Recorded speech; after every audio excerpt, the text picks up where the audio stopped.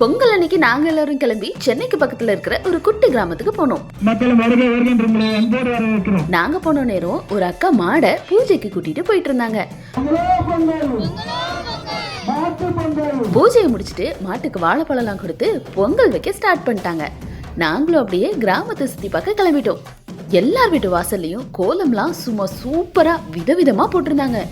மாடு கூட்டிட்டு வந்த அக்கா வாங்க எங்க வீட்டு மாடு கண்ணுக்குட்டி போட்டிருக்குன்னு கூப்பிட நாங்களும் கண்ணுக்குட்டியை பார்க்க கிளம்பிட்டோம்.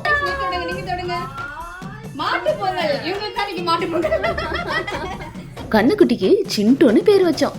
வந்த வேலையை பார்ப்போம் வாங்கன்னு ஒரு பக்கம் போட்டோ ஷூட்டு மும்முரமா போச்சு. அப்புறம் என்ன, இன்னும் ஊருக்குள்ள போனா எல்லார் வீட்லயும் பாரம்பரிய முறைப்படி பொங்கல் வச்சுட்டு இருந்தாங்க. அப்புறம் என்ன, அங்கேயும் போடுற ஒரு போட்டோ ஷூட்டுன்னு அங்கேயும் போட்டோஸ் எடுத்தோம்.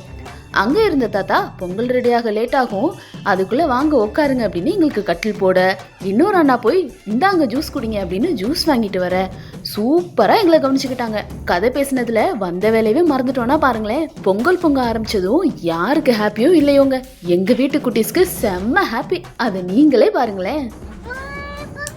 பொங்கலே பொங்கல்,